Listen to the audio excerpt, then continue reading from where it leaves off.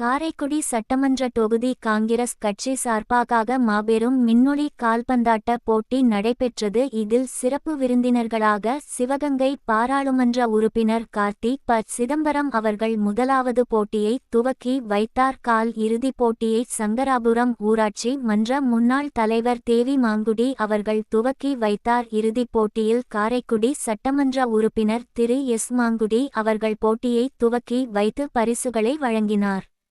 இந்த நிகழ்ச்சியில் மாநகர தலைவர் பாண்டி மெய்யப்பன் அவர்களும் மாநகர பொதுச் செயலாளர் கே. டி. குமரேசன் அவர்களும் உஞ்சனை முன்னாள் ஊராட்சி மன்ற தலைவர் அருணகீதன் அவர்களும் மாவட்ட செயற்குழு உறுப்பினர் சண்முகதாஸ் அவர்களும் மாநகர வர்த்தக காங்கிரஸ் தலைவர் ஜே. என்ற ஜெயபிரகாஷ் அவர்களும் சாக்கோட்டை வட்டார பொறுப்பாளர் பாலா அவர்களும் மாநகர துணைத் தலைவர் டி. சிவா அவர்களும் இளைஞர் காங்கிரஸ் மாநில பொதுச் செயலாளர் ஆதி அருணா அவர்களும் மற்றும் மாமன்ற உறுப்பினர்கள் அமுதா அஞ்சலி மற்றும் காங்கிரஸ் முக்கிய நிர்வாகிகள் மனோஜ் அப்துல் காதர் மனச்சை கருப்பையா முகேஷ் கல்லல் பாலு மாத்தூர் காமராஜ் புதுவையில் மீரா. இதற்கான ஏற்பாடுகளை காரைக்குடி சட்டமன்ற தொகுதி இளைஞர் காங்கிரஸ் பொதுச் செயலாளர் கழனிவாசல் பீட்டர் செய்திருந்தார்.